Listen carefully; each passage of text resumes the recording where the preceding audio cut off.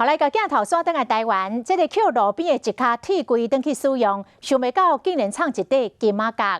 这个代志发生伫中华，一个李长娘啊，伫路边捡一卡旧铁柜登去，已经用1年外了。最近咧整理房间的时阵，无小心弄到铁柜，有物件滴落来，甲这个拖拍开一个看，竟然是一块1公斤重的金马甲。用即摆的金马价来计算，是价值170万。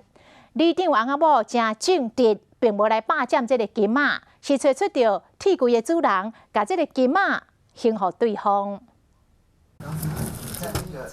李长将铁柜上下骹这个拖开，发现讲内面有一块金马杠。把物件落落，对后壁落去，规件喺摕啦，有一包物件，摕起来讲1公斤的金马。李长讲，这个铁柜是因某伫路边捡倒来。整理清气了，佮搬出外口晒日头，晒几工才搬入来用的，想袂到用年外。最近整理房间时，弄到柜才发现这块金马甲内面有一张字条啊，无啥名，干那写金马甲重1公斤，市价甲算算咧，价值将近170万。迄块其实哦，用来摕兄弟啊吼，嘛毋知迄块啊，因老爸迄阵留落来。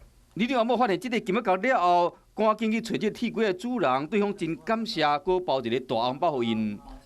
主人家有包一条3万6的直直买互我，我直直来讲，我是做里长，我嘛免甲你摕这。李长某坚持无要收，最后这3万6的大红包拢捐到社区。李长讲，这世人毋捌看过1公斤重的金马杠，真正是有够重，而且是为捡倒来铁柜内面落落来。伊就讲，这真正是互人想袂到。